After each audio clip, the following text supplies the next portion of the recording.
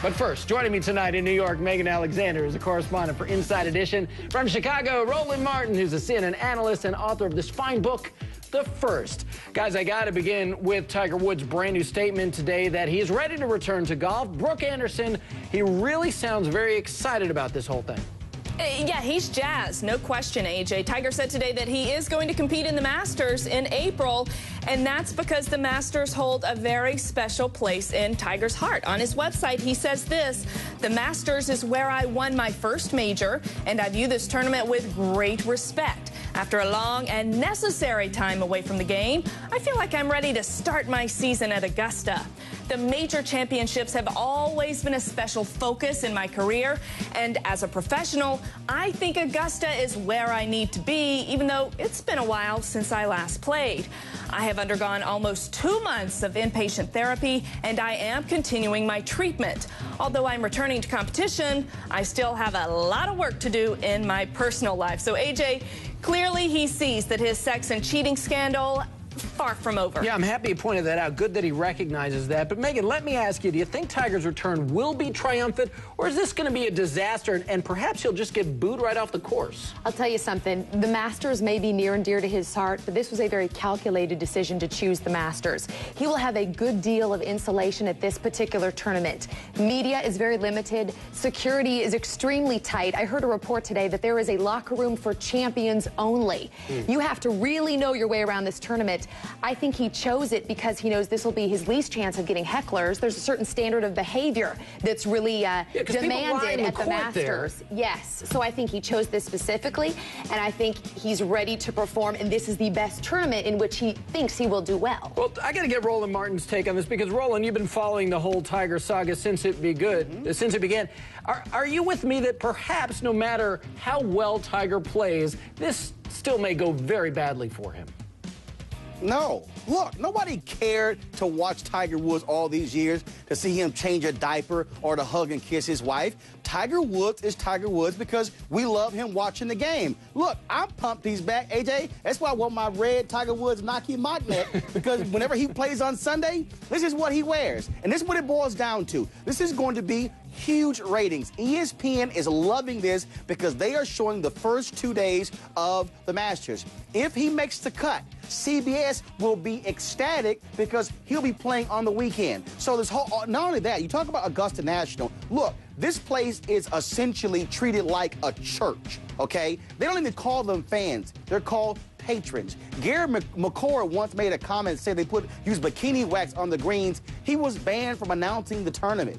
Okay, so this is a whole different place here. Tiger will be in a comfort zone. It is a cocoon. Okay. The best cocoon in all of sports. Well, so it is yet another very carefully calculated move. This isn't the first time that he's done that, and it's not the first time that he's been alluding to his personal life. What's wrong with that? No, I'm just saying this is what's going on. You remember back in February, Tiger made that first public apology to his family and his fans, but again, he did that in a very tightly controlled announcement. Let's watch what he had to say there.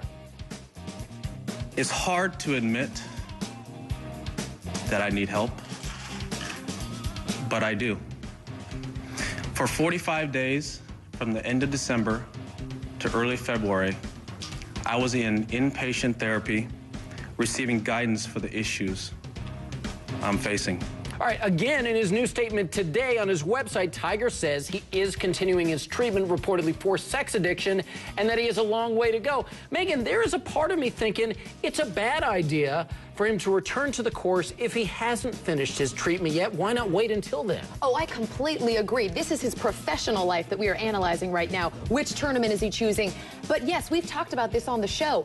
Are you okay at home? Is he even going to talk about that? Those questions, of course, will come. Maybe not at the Masters, but exactly to just return to golf and not have taken care of your personal issues. People will be wondering about that, and I think it will be the tournament after the Masters where it's going to be more open to the public, where we may see the hecklers and so forth, where we will get some real reaction perhaps from analysts and from the crowd. Roland Martin, are you wondering about that? I'm sorry, I disagree. First of all, how do any of us know he hasn't taken care of his personal situation? Look, let's say he was an alcoholic and he went through rehab.